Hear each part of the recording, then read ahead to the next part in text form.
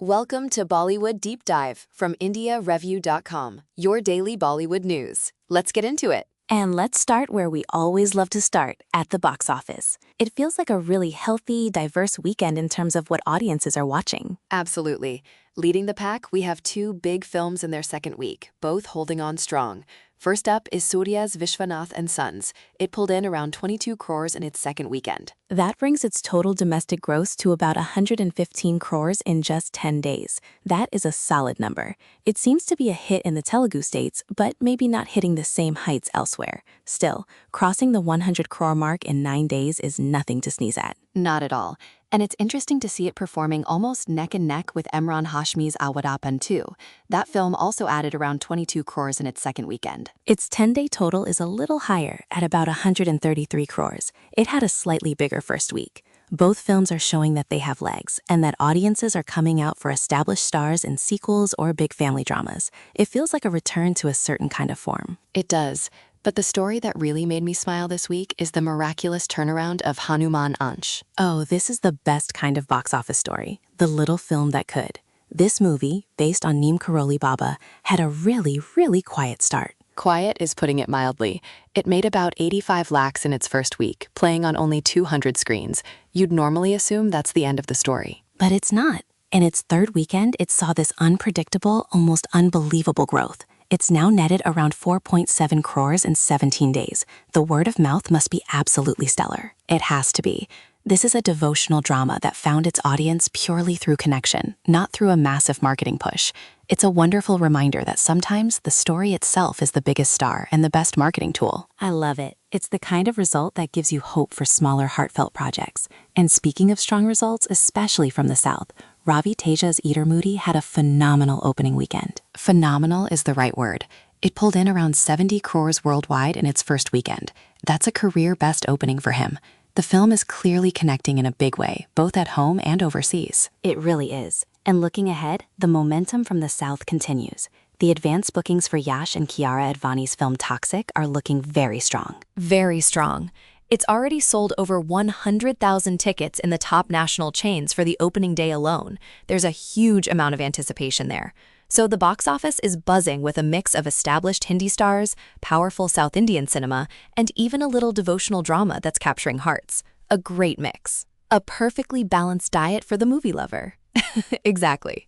Now, from movies currently in theaters to one that people have been waiting for with bated breath, the silence has been broken on Drishyam 3. Finally! And we have a title and a release date.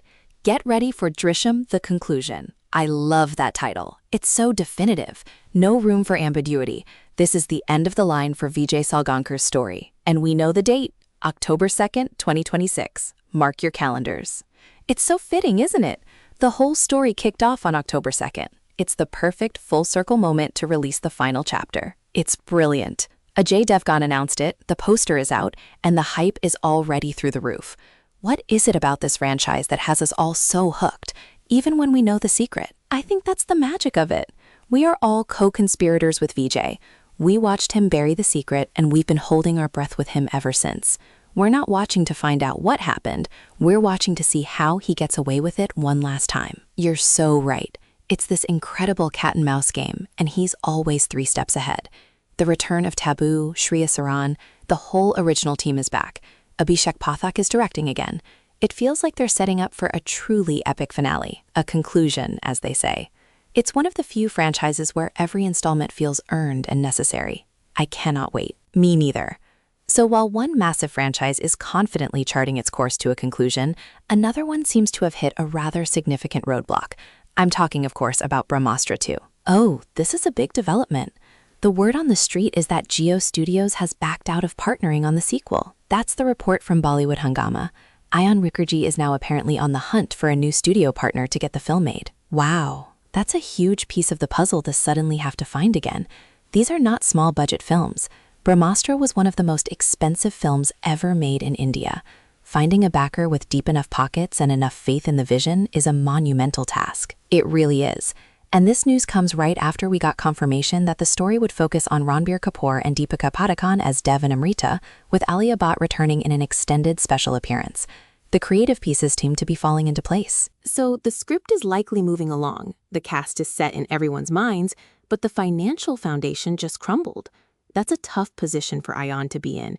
He poured a decade of his life into the first film. You have to respect his commitment to this universe.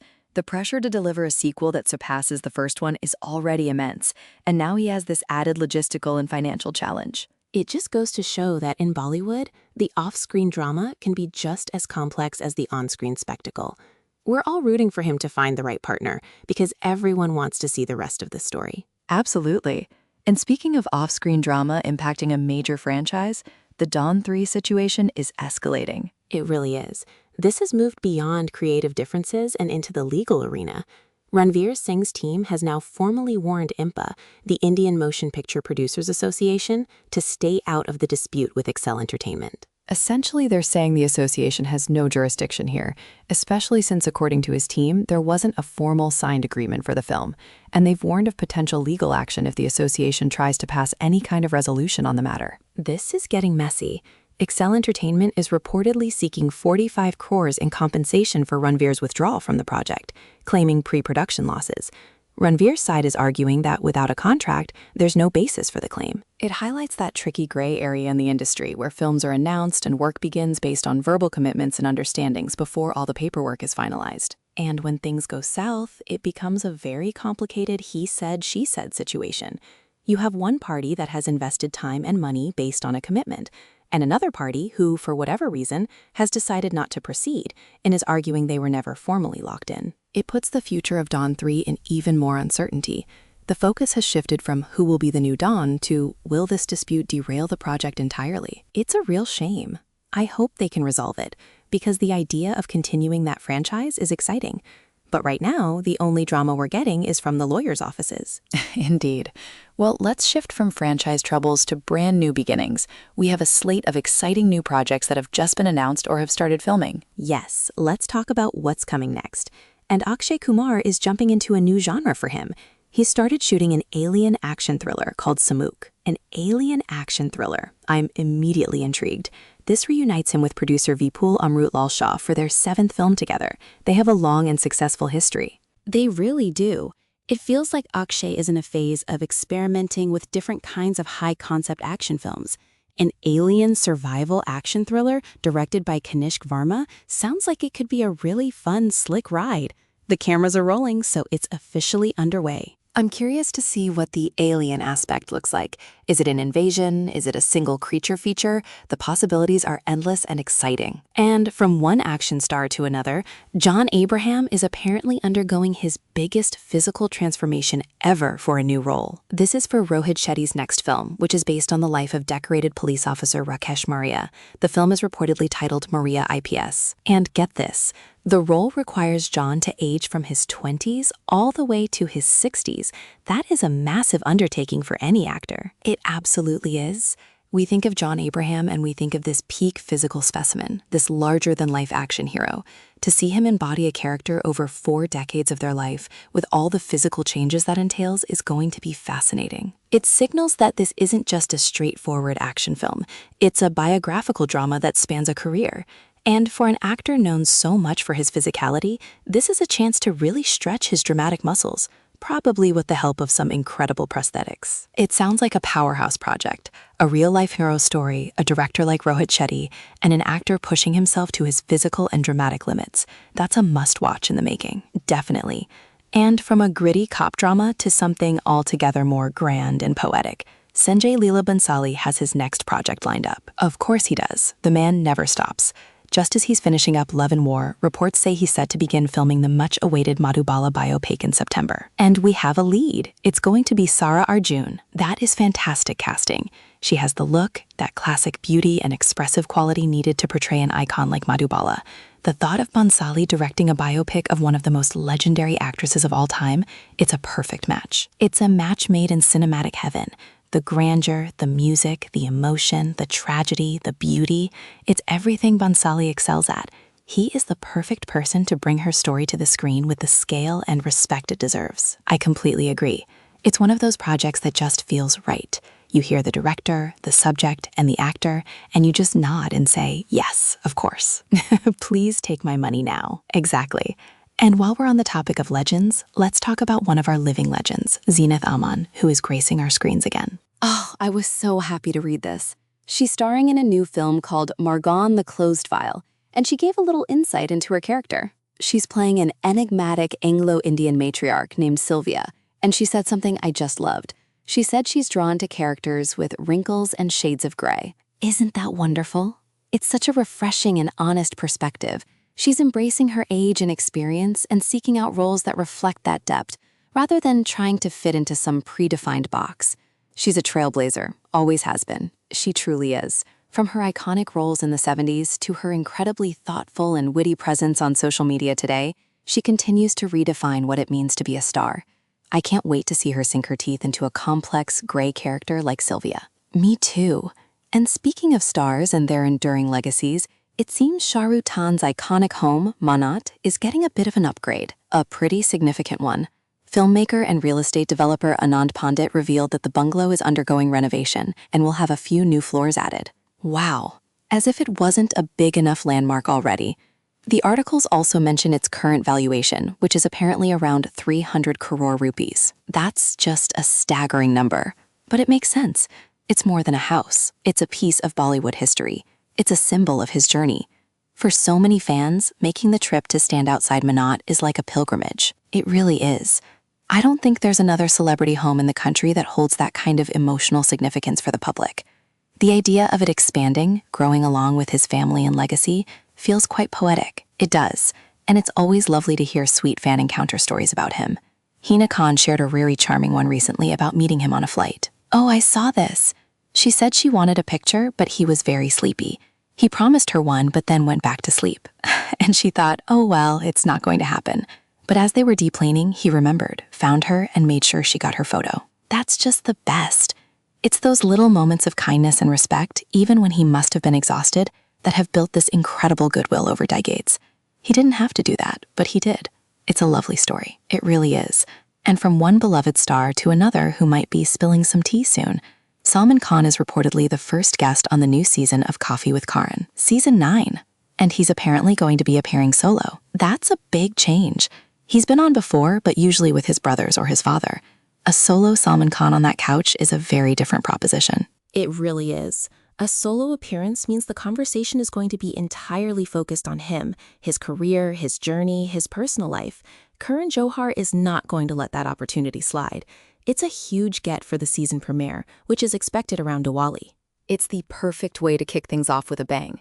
You know that episode is going to be the talk of the town for weeks. No matter what he says, it will make headlines. Guaranteed. Let's move on to some happy personal news. Anushka Ranjan and Aditya Seal have welcomed twin baby girls. Oh, that's so wonderful. Double the joy. They announced their names as well, Veera and Mahi. Such beautiful names. So lovely. It's always so nice to hear good news like this. We wish their new family of 4 all the best. Absolutely.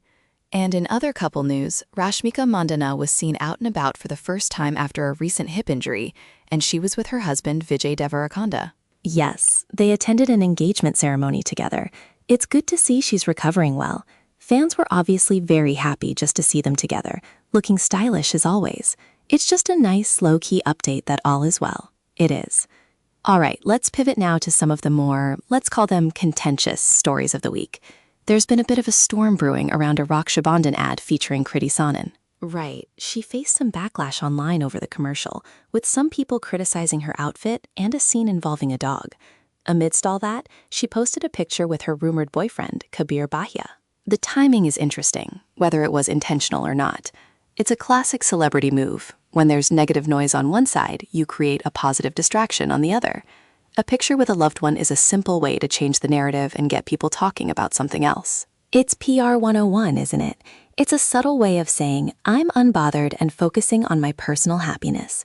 Regardless of the controversy, which seems a bit overblown, it's her life, and she can post what she wants. True. And speaking of controversies, an old industry dispute has resurfaced. Filmmaker Rajkumar Santoshi has accused Karan Johar of playing tricks to sabotage his film about the Battle of Saragahi. This is a story that's been simmering for years. Santoshi was making a film on the subject with Randeep Hooda, and at the same time, Karan Johar announced Kesari with Akshay Kumar. And Santoshi's claim is that they knew he was already in production, and they deliberately rushed their film to release first, effectively killing the commercial prospects of his project, which eventually got shelved. It's a tough situation. It's not uncommon for multiple filmmakers to be inspired by the same historical event, but the accusation here is that it was a deliberate strategy to outmaneuver him, rather than just a coincidence of timing. It's a reminder of how competitive the industry can be.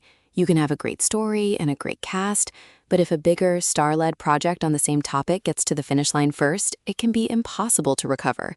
It's an unfortunate part of the business. It really is. And from an industry dispute to a family one that continues to play out in public. I'm talking about Govinda and his family. The drama seems to be never-ending. The latest is that Govinda and his wife Sunita Ahuja have now unfollowed each other on Instagram, which is the modern-day signal for major trouble. It comes amid reports that Sunita had filed for divorce late last year. And in the middle of all this, their nephew, Krishna Abhishek, is constantly being asked to comment. And he's, quite rightly, trying to stay out of it. Paparazzi asked him about it, and he basically said, "Please don't ask me about my uncle," and later added that he hopes it all gets solved and that family matters should stay private. You have to feel for him. He's trying to promote his own work, and he's constantly being dragged into a family conflict that he's not a primary part of. It's an awkward and unfair position to be in. Completely. It's a sad situation all around, and you just hope they can find a way to resolve their issues away from the public eye, for everyone's sake. Agreed. It's a messy and complicated end to our dive today, but that's the nature of the industry. It's a mix of the brilliant, the beautiful, and the messy. That it is. And on that note, I think we've covered it all for today, from the box office highs to franchise dramas and everything in between. Headlines to heartbeat stuck. You've been listening to Bollywood Deep Dive from IndiaReview.com. Come back tomorrow. Namaste.